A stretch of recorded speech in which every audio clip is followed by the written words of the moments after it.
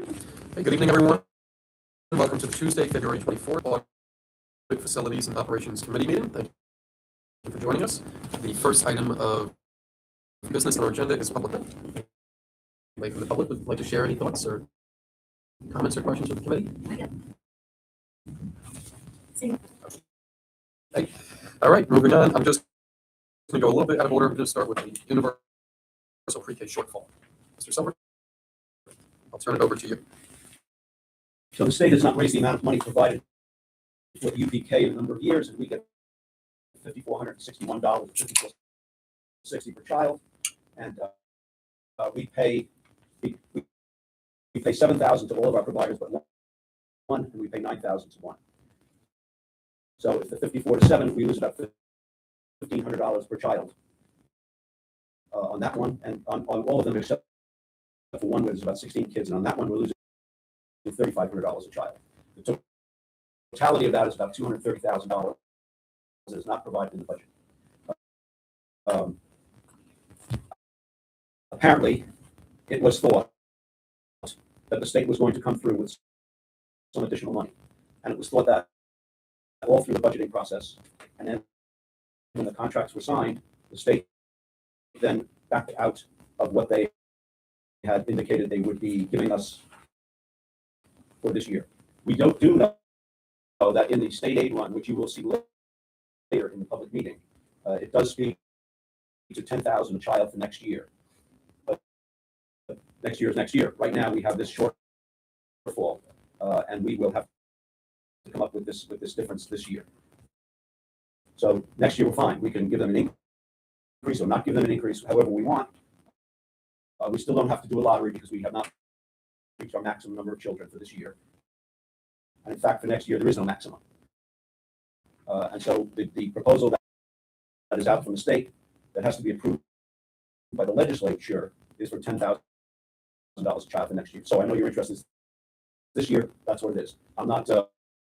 I don't need the money yet because I won't need it until the end of the year. That's when we will be short. We'll have to find a place to transfer from at that time. Hopefully, we will have an overage in health insurance. We don't know that yet because we just don't know yet. But right now, we are in a place where we think we will have some funds left in health insurance that will take care of other needs at the end of the year. Don't know that. That's what it is. There's a plan B and C. There always is. Okay. So you know, and Jim Wise know this very well. We've expressed these concerns to State Senator Harcum in our recent meeting with him. We explained, and so did other superintendents and board members, explained how the funding of such programs has to be very clear. There's always this nebulous thing connected with these programs, and we just want clear communication. Now, what they're communicating now is that they will be allocating more money into the next year. Obviously, the $10,000 range per student doesn't mean we have to spend all that money, but it does give us enough money so we don't have to deny anyone. Yeah. And that's what's really important here, is that everyone in the region who attended this meeting with State Senator Harcum is saying the same thing. And they're saying the same thing on two issues: UPK and EV busing. So just want to put it out there. Yeah, I would say no state senator is ever going to look you in the eye and say, I promise you this is what's going to pass. But Senator Harcum did express a fairly high confidence that even if the 10,000 proposed by the governor does not pass, at least 9,000 will, which would address our concern. We're fine. Right. In fact, one that's 9,000 this year is going to come down next year. And coupled with the moving the cap on number of students, I think we're fine moving forward. I will say that when the previous superintendent came in, there was a point at which she took over the management of this project, and I had raised this concern to her at the time, and we were all sure at the table that the state aid was going to come through. We have to, and to be fair, we often are in a position at budget time of making plans without knowing the state aid decision, which will often come after the budget is finalized. So I don't think there's blame to be attached here, but I think there was a gamble taken and it didn't pay off, and no one who's still with the district was involved in that. Well, this year, we will not be signing any contracts until we have that number down pat. Beautiful. Unlike last year. I have another question, just while we're addressing things that were sort of in play, and then when the project came through, they didn't come through. There was, prior to Aaron taking over this, there was some discussion that the county might be able to put forward funding or even space to make this possible. I know Aaron sort of pushed back on that, as we can't wait for that, and that's okay. It was your decision, to be clear. Do we have any inkling of whether that's something that I can we know go back to nothing that? of that, other than that Putnam County was the late entrant into the UPK. They have, at their early learning center, they have a UPK. They're getting $7,000. Other than that, I don't know of what you're speaking. They have more room for next year. I actually just saw an email come through today. So I think that they will at least be hopeful with making sure there's. And are they on the low end of the prices we paid in different? We pay 7 to everybody except one called Learning Garden. One of the Learning Gardens, one of the creative kids, we pay 9. They were not able to manage it. And so it was agreed to at that time. The budget was packed up and done long before, and that took place. And is there hope that we have more space for us at the early learning center next year, or is it? Well, that's the count. Right. We have 8 locations altogether. No, I'm aware. I'm just asking. The reason I ask is we can go back to the county, and I know Kevin Bird has spoken about UPK as a priority of his. We can go back to the county and say, hey, would you be willing to subsidize this to some degree, even if you come in at 6,000 or 5,000, not 100%? That would make a huge difference. If the money comes through, we don't need that. We don't need it, but the fact remains that we don't spend money because we go to say it's going to provide it. But we only get what we spend. So it's not like we're getting 10,000 a child. Right, but it's still taxpayer money coming from somewhere. Yes. Of course. Mr. Silver, could you speak a little bit about the St. James UPK situation with the funding for, I believe it was breakfast? Is that Sure. all resolved? That is not resolved at all.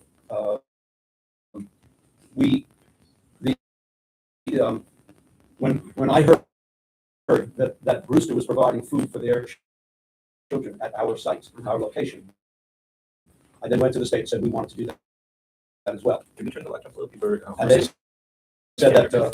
they said that 2 locations, two school districts could not. It had to be one or the other. And so they told Brewster they had to provide food for all the children. And Brewster said no, they would not do that.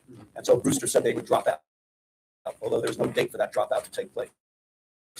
So then we stepped in and said we want to become an agency providing food for all the children. Right now, the Brewster kids come in, they get their food, they go to class. Our kids come in, they get nothing. And so we very much wanted to do this. The state agreed. We had some financial problems associated with doing this, and it looked like it would be a big loss for us to take this on. This is breakfast and lunch. We looked at the kitchen. We got some people to come in and give us some ideas. The state said that we could have St. James's labor instead of our labor at that site. There are already people who run the food program there, and the state said we could continue to do that. That would allow us to do it without losing money. We would just pay them on a contractual basis for the cost of their labor instead of our labor. And the higher ups and the archdiocese said no. That if Carmel wants to come in, they have to do a turnkey operation for everything, and it's the labor cost that does us in. We have the ability to provide certain things coming from the high school. We would get the same money as we do for our own children, but I'm tied up right now with the subject of labor, and that the archdiocese wants us to be a turnkey operation with us doing everything. St. James had also agreed to provide paper goods at their expense so that we wouldn't have that expense. I'm just trying to do anything to have it not be a loss. We've used a good deal of the reserves in the cafeteria, and this year to make improvements, and I do not want to go into a situation where we'll lose $30,000 or $40,000 to provide food, although I very much think we should be doing it. Then the question might come up, what about all the other sites? And you can't, food cannot be provided by the state at anything but a school, and none of the other sites are schools. They're daycare centers. They do not qualify under the current legislation to be reimbursable for us. All of the locations provide food for children who do not have food. So they can either buy the food at all of these locations or bring their own food. But a kid who cannot do either of those gets food at no cost from the locations. So everybody's eating one way or the other. But our kids have to bring their food or buy the food while the Brewster kids don't. And so that's what bothers me so much. And it should bother all of you. Our meeting with Harcum, some of the things that I explained to Senator Harcum, as well as some of the other regional superintendents, is that some of the regulatory stuff that surrounds UPK has to be reconsidered to mitigate such issues as this. So it's easier and more streamlined, and we're not fighting against red tape. That I don't know if anyone even intended that to be that way. So we have 90 children. That's like 30 of them are UPK, but 60 of them are still our kids that are at that site and are not providing food where every one of our kids on campus gets breakfast and lunch. Are our kids at other programs? Are we able to provide food so that like kids go down to cafeteria? We are not able to provide food at any other location. So I guess I'm less concerned about the non-UPK side for that. For that reason, because it would really stand out as something doing one location. I don't know that the other sites have those types of requirements, right? I only know that only one public school district can provide at a location. And it bothered me that they're on our territory and we're not the ones doing it. Have we done any work or research to see what would be involved? I know we have done some, but to look further into what would be involved to bring this in-house and avoid all of this? So the superintendent and I have talked about it. We do not have the capacity to bring all of it in-house, but we have talked about possibly starting one or two sites in-house. In my previous position in Mount Vernon, we had 3 UPK classes in Mount Vernon High School. The kids all got credit. The high school kids got credit for helping out in the classes. They had their own entrance. The food was delivered to their locations. They had a playground. It was terrific. Because a lot of people, when they hear their kids at the UPK kids at the high school, they get scared. But that really worked. Brian said he'd love to have that, but he doesn't think he has the capacity for that. We think the capacity is at middle school right now. That's what we're exploring. And one of the elementary schools, I think KES, we're looking at as well. Nothing has been done. No contracts have been signed. No prices have been negotiated for next year anywhere. So that possibility exists. And if we have more kids than 160 or so we have this year, we don't know who will be able to provide additional children. Because as soon as you go over 18, you need another class. So 18 is the max on the UPK under state law. So we'll see where that's going. We have time. We are collecting the UPK applications. My office is managing that work with Dr. Kennedy as well. And so that's coming along. Thank you for that. I appreciate it. Any more questions on that? No, that was it. Thank Any you. questions from the community? Just as an FYI, throw out there, we've had to move like ESY in the past for the kids when it's been at the high school or at the middle school because the bathrooms are too high for them and things of that nature. So if you are going to move them to the high school or potentially look at that, you're going to probably have to do a bathroom that the UPK kids can access. Of course, it would come good for ESY during the summer if we did do that, but that then becomes like another capital project. So to respond to that, I have been involved in that. Every classroom that's UPK has to have the bathrooms in the classroom. You can't have the kids going out in the hall to go to the bathroom. And so I have been involved. It's not that big a deal to retrofit toilets and sinks in afterwards, but if there's nothing in the classroom, that's a different type of project. So that would be, if it was at Kent Elementary School, that would be much easier proposition. And obviously, just Yeah. beating the drum, we beat a lot of times in the past. If fifth grade ever were to move back as enrollment shrinks back to the elementary level, we would have a whole wing of middle school that would potentially be open for this as well. Good point. Okay, we will move on to reserve transfer for employment benefits at retirement. This is also on the full agenda. So we typically have about $1.2 million, $1.3 million in that expense every year. In the last year, in the current year, I budgeted $500,000 for this.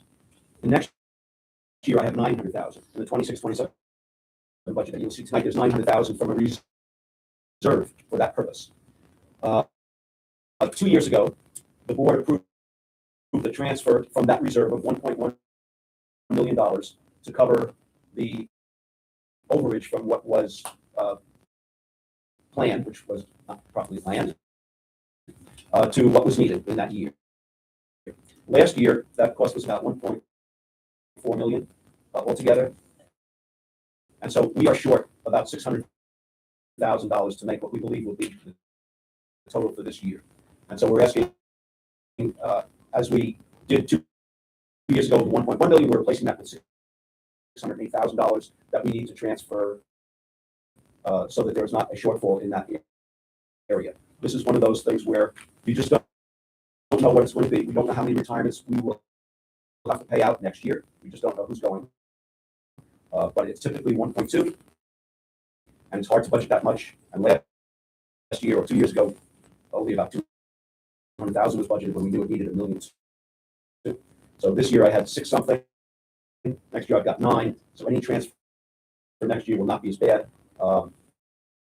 If we have to reduce the budget at some point, that would be an area where we could reduce the allocation and then use the reserve later on if we need to. If we have to reduce the budget in any way, that would be a good location to do it. So that's that. It's pretty simple. In pro forma, we did not do it in the current year. We did not do it last year because we knew we had a lot left over, and that overage was just covered by general funds that were left over. You know how much we had at the end, and we still were able to do that. And so this year it's a different story. That this year's budget is not like the past. The revenue is not like the past. This is much tighter, much closer to what we will spend than what we anticipate getting and was done in the past. So the things that were under budget previously, under budgeted, are now budgeted properly. The revenue is budgeted properly. So there will not be a lot of money left over. And I'm concerned that if we have this drain of $600,000 on the general fund, we will have to find a place to get it from. And you can only go that well so many times. So this would alleviate that problem. Any questions on this one? Just out of curiosity, after the 1.1 million transfer we did in the past, to what extent did we restock the reserve? If you don't have it yet. So that reserve has $6,400,000 in it, of which $1.5 million was put in at the end of last year. Okay. So I'm asking you for 608 out of the $1.5 million. So we'll still have $5,800,000. And this is a restricted reserve. It can only be used for that purpose. Similar For that purpose. for this. Alone, just for this for purpose employee alone. benefits at retirement. And so that's a healthy fund. I have $900,000, as I said, in there as an allocation for next year from this 6.4. Well, it'll be 5.8 if you approve this resolution. So it's a healthy fund just for that purpose. And almost all our funds are restricted, except there's one that's not, the unrestricted reserve. Everything else is restricted. This is a fairly new reserve fund as well, within the last 10 years. Yes. Okay.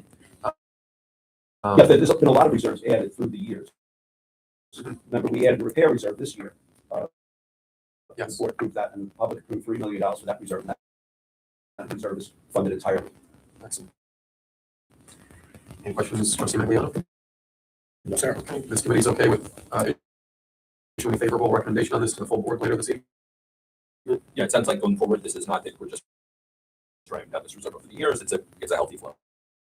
So it Yes, is- and hopefully we can continue to add to it, but if we have leftover money this year, if, the board, I will make a recommendation to you as I did last year for the allocation of the reserves, and we may decide, let's put some of it back in, or not, we may decide to put it elsewhere, if there's extra money at the end of this year. Thank you. Okay, Any the questions next, from the committee? So then for next year with the budgeting go up so that there wouldn't have to be the need for yeah, transportation.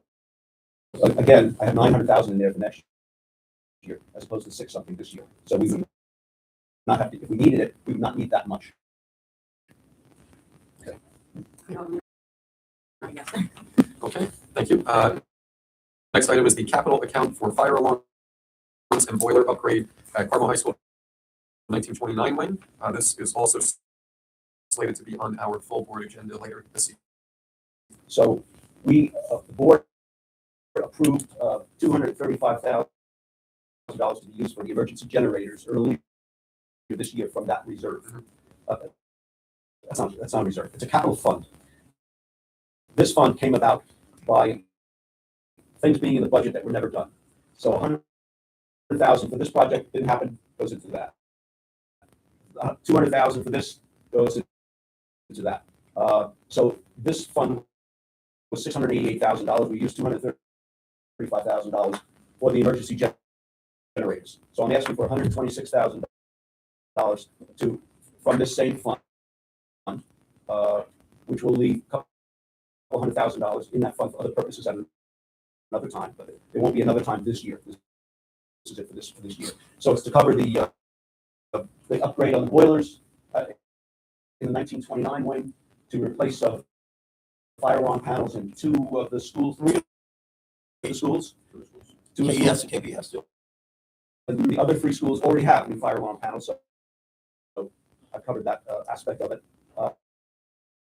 And that's it, the fire alarms and the Right, boiler. let's just talk about what needs to be done in the boilers. The boilers themselves are 15 years old. They're in pretty good shape, right, Mark? It's the controls that are wearing down. So in order for us to do these repairs, we want to wait till the weather gets warm and do them before they become a problem, and we wind up like a neighboring school that had to go remote for weeks on weeks on weeks because they had a problem with their equipment. So that's really where this comes from. Both of the companies that we'll be working through have been contracted. One is in a 3-year contract that'll be up for bidding soon, and the other one is JCI, which is our fire alarm company there. It's proprietary. thank you. Right, so if we wanted to go with a different company, we have a much larger amount to replace.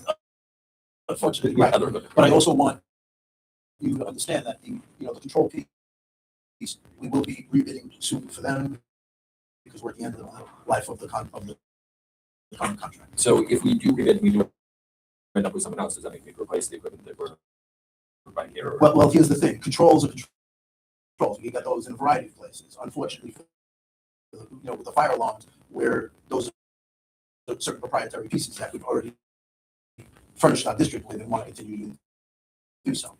So that's where I would say there's a difference. So if it's proprietary, it does not require an RFP or bid, as long as you want to go with that. If we were to use another company, then we would have to take out those panels and replace them. So we can service them except this company. How old are those current fire panels? Approximately. The letters I've received, they're at the end of their life. So, and I've been told they got letters the past few years also, but prior to me, they did nothing with it. It's a life safety issue. So they, what's the word for this? So, yeah, they reach the end of their life. They have to be upgraded. Oh, it's code. Yeah, we have to do it. Right.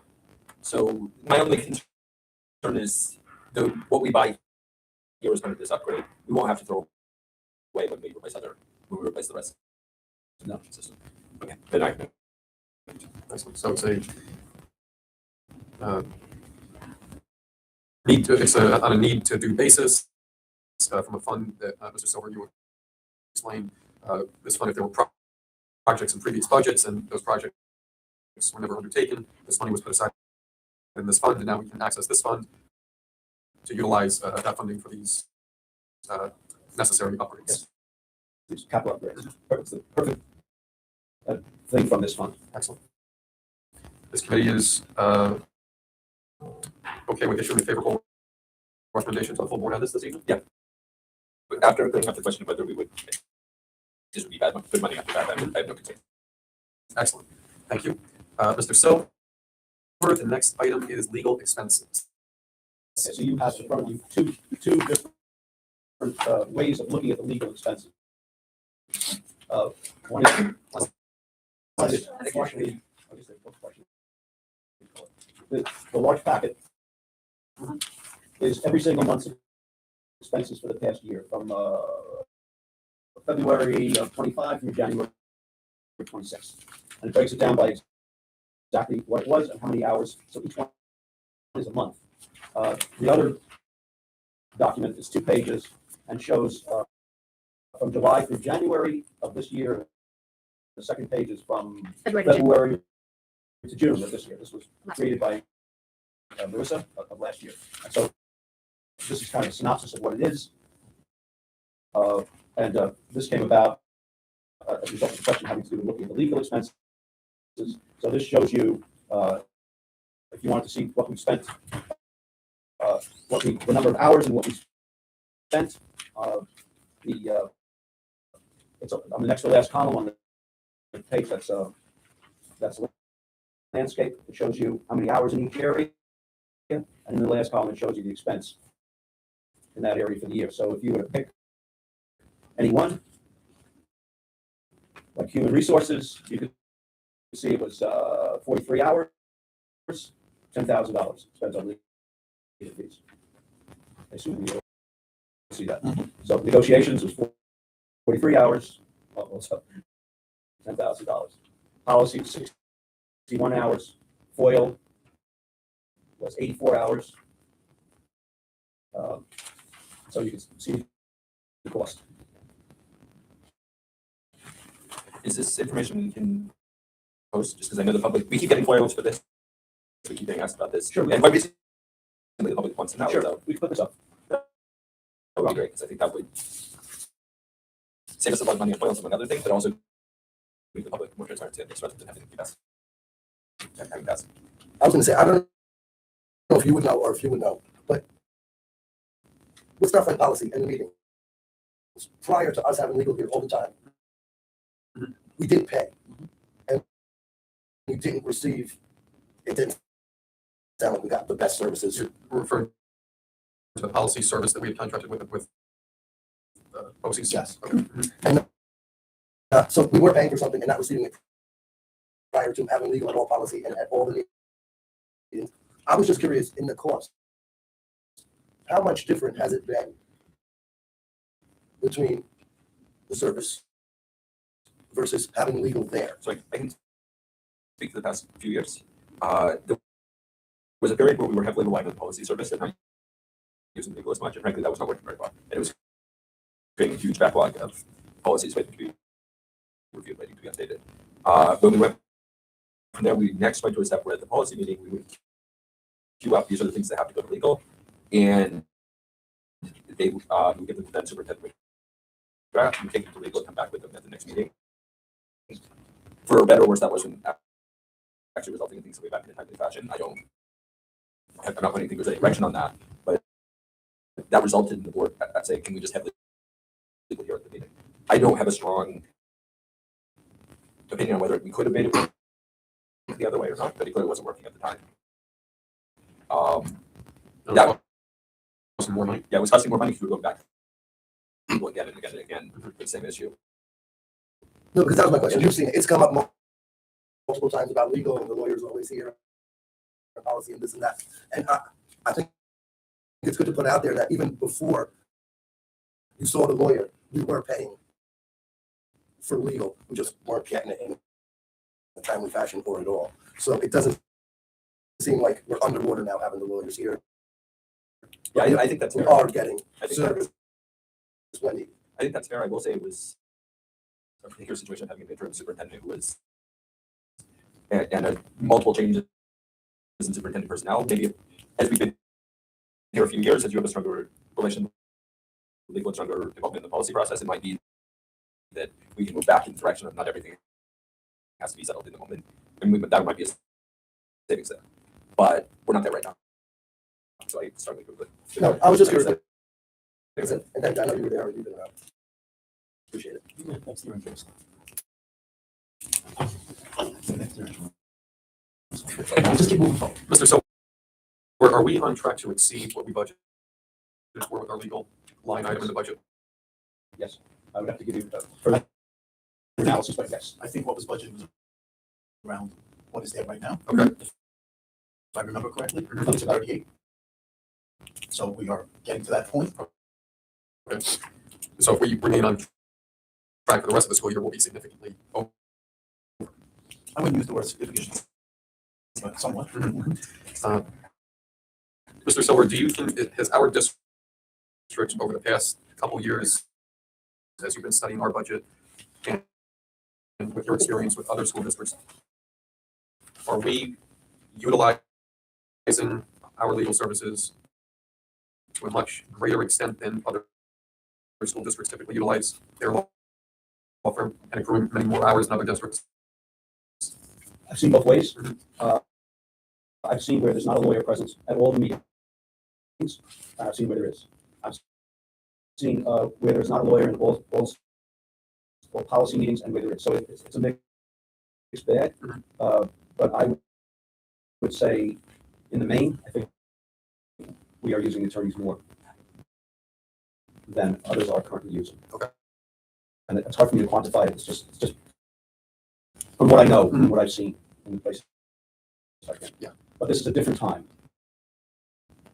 We have the litigation is much different than it was in the past, and so we have to be more careful than we have to be in the past of the way we operate. And that caution keeps us out of trouble, which is easy to get into by making mistakes.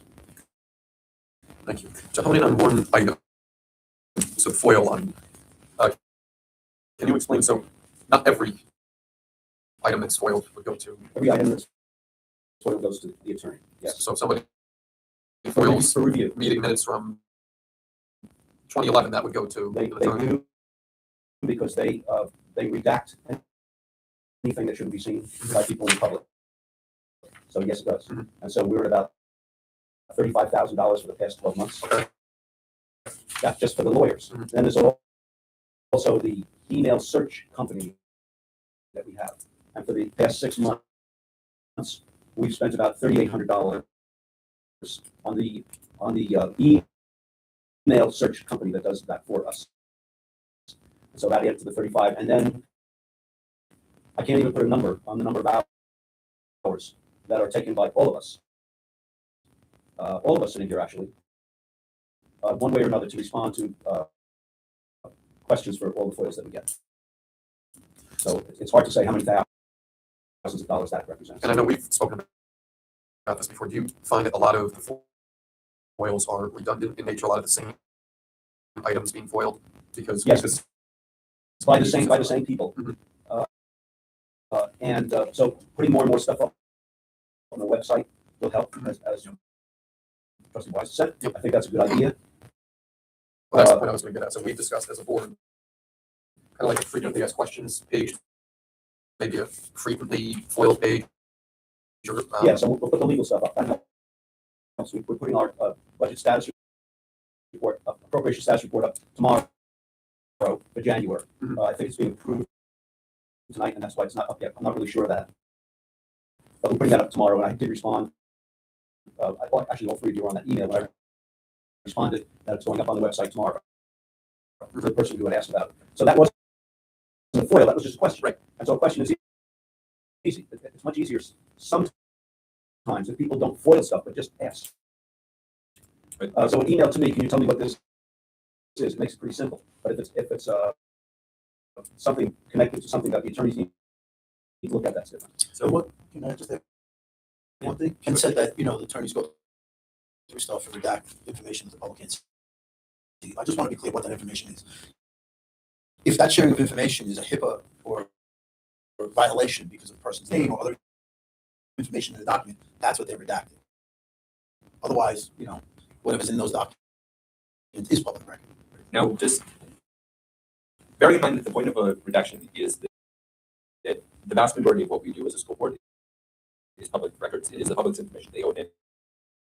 They have a right to see it. There are very clear carve-outs for medical information, for personal information of students and people, and for some employment information. Yeah, like addresses and things like that of people. Exactly. So with that in mind, if someone has foiled something in the past and then they foil it again, there's no case where once we've determined something is public record, it is no longer public record, correct? Yes, that's correct. Okay, so we wouldn't, if someone foils the last 10 years of budget or the last 10 years of meeting minutes or something else, and we provide it to them, the next person who foils that thing, we would never need to send it back to lawyers. That's correct. So one of those was the budget, the appropriation status reports for the end of each year for 10 years. And so we put that up on the website. That didn't require foiling, it didn't require redaction. It's just what it was. And we got that up. And then since then, we've been putting it up every month. So they can see what the spending is each month. They can see where the negative balances are each month. And we are not required to explain anything. We're required to provide the information. And people can interpret it as they wish. Right. And so when we provide that information, and unlike a FERPA request where someone's asking for their own kids' records and they're allowed to see things that are not public, everything that we're providing is definitionally that's public. As long as the public is allowed to see The overall it. document is public. Yes. So could we simply take the things that we provide in response to FOIL and put them in a website? So the next person doesn't have to FOIL. It doesn't even have to waste, not even the amount of, I don't want to say waste of time because it is the right of the public to know. It's not a waste.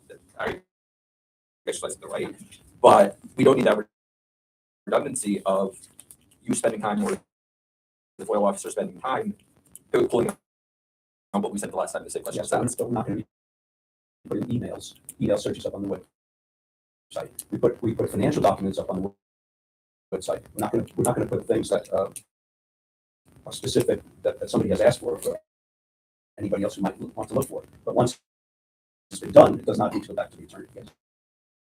So that, and I'm not saying you should or shouldn't put emails, but once we've redacted any information protected by employment rights or by FERPA or by HIPAA, everything else in that email that we're providing is the public's information. And if someone were to FOIL for the same set of emails, they would get the same response. Not only that, it would be easier the second time because we have the file ready to go, and those files are saved. Right. So this is where I was sort of a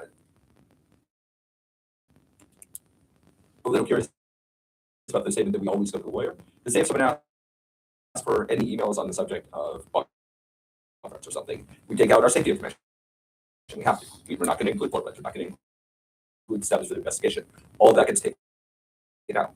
We then send 12 months of email. They ask for 12 months of email. If someone comes back later and asks for just the last 3 months, we're not going to the lawyer. We're just drawing the line and sending everything. Yeah. Right. Well, that's the question. Are we? Yeah. Is that what we're doing, or are we going back to the lawyer? I don't know of anything that speaks to what you're speaking of. I don't know where somebody's asked for somebody's 5 years of email or employment records where somebody else has asked for the same thing. Okay, I can definitely. I can give you an example. Let's say someone asks for an employee's resume, and another person we have that and we would be able to do that. So that's what Joanne is dealing with also, and has abided by people's requests in that regard. Yeah, because I have other questions about FOIL, but sticking to the topic at hand for audit, which is legal expenses, it seems like this is an area where we can save a lot of money. Quick question. You said it will be cost effective and a lot of this stuff can be answered with just a question. Depends on what it is, but if it's financial, come to me, I can answer it. Okay, that was my Or I thing. can put it up on the website. Financial stuff does not need to be it's all active. But if someone sends you an email and asks a question, and someone sends an email to the FOIL officer and asks the exact same question, it should take the same amount of work to answer. None the second time. Right, but even the question, whichever they send it to, just because they send it as a FOIL, if it's just a question that you can answer, it takes the same amount of time to answer. Right? Yes. Cool. I'm gonna, So of the money that's billed, is anything within a retainer that we resign? I know we've done in the past. Just didn't know. Or is this The separate? retainer is the first 1,100 hours of this month. So like everything after that is about the $239.99 per hour. Yep. So okay, There is a reduction in some of the areas for the first, during that 1,100, there's some things that are not in the retainer. Those things are at a reduced rate of $120, but at a certain point, it becomes $240. so right under. So I love that you said. Well, it's per year, so it's actually, we're over by 400. Okay. I think it's- So is it a mandate that lawyers have to review the FOIL requests to take out? I think it would be dangerous not to. set It information? would be dangerous, and I would not recommend it be any other way than the lawyers reviewing that. So, a big lawsuit, something like that out there that they felt should not be in, and so I would not recommend that. I do want to just cover one more item before we adjourn. The grant writing service for BOCES, Mr. Silver. Yeah, so we know that that is $19,000 for the first 150 hours. And right now, again, as I've said to you, every meeting, we have nobody doing grants. We're just leaving this money on the table that other school districts are getting. Mhm. This is aidable at about 61, 62, something like that percent. Our BOCES return has now been reduced in some areas, but that one stays that way. And so that 19,000 costs us about $12,000 for a whole year for grant writing service. Again, I strongly recommend we go ahead with this, so that we're not, we just don't know what's going to happen with the feds and the state and various things. There's money out there for athletic stuff. There's money out there for special ed. There's money out there. You know, we're getting money right now for playgrounds and for scoreboards. Thank you. We're talking about scoreboards so long. So I strongly ask that you just okay this and that we proceed with this proposal. So we have spoken about this in the past at this committee. Are there any outstanding questions, or can this committee, uncomfortable personally with recommending this to the full board? Are there any other outstanding questions regarding the BOCES service or the grant writing? I know we've gone a couple different directions with this, and we have spent the time to compare different options. Mhm. So I'm comfortable with it at this point. I think it took us a while to get there, but anyway. We can do it for a year and see how it goes. So you have a favorable recommendation, we can move this item forward. So let's do this, the next auditing committee, let's have it on the table, and then we'll have it as a resolution, so you can visit and you can refresh all your, notes on that, and Ken can put it in the Friday notes. So what I'd like to do is to get this going for the balance of this year as soon as we can, and then I would like the authorization to have it for next year in the BOCES budget. So it'll be a year and 3 months or something like that, so we don't have to go back to this well again that soon. So we can put it on for March And we'll 10th. do an evaluation in about a year's time of how we did on that, and we will be seeing a monthly review from them of what they've done. Yeah, this sounds good. For the next meeting, I know we talked about moving it off of the 10th, so that you can mix with the other committee member. Maybe we can send a doodle or whatever amongst ourselves, and we'll try to get a date other than the 10th. And it sounds like it does need to be before the 10th. Is that correct? Well, I don't, so if we're making a recommendation right now, I don't think it's 10th is fine. 10th is fine for us. for the, okay. Right, but you want to do, we can also share this information with you again, and then we can put it as a resolution on the 10th. I'm comfortable with Oh, is that good? I mean, we can just recommend it and have that discussion out as a full. Or that. I think doing that's, yeah, I think as that's opposed to discussing it again. And here, Okay. is that okay, I think that's- gentlemen? I think that's okay. I'll bring that spreadsheet, that document, which shows everything to the next meeting. So then on March 10th, instead of talking about the grant writing again here, we've already made a favorable recommendation, we can just move it out there. It doesn't have to be discussed in committee again. So I know we have to close. They can't start without us. But Superintendent's was talking about transportation. Mhm. And I do have the architect's revised proposal today is down to just under $53,000. And if we don't proceed with this very soon, they have said that they cannot do it for this year. And we do not want to have a vote on another day other than the budget vote day, because that costs thousands of dollars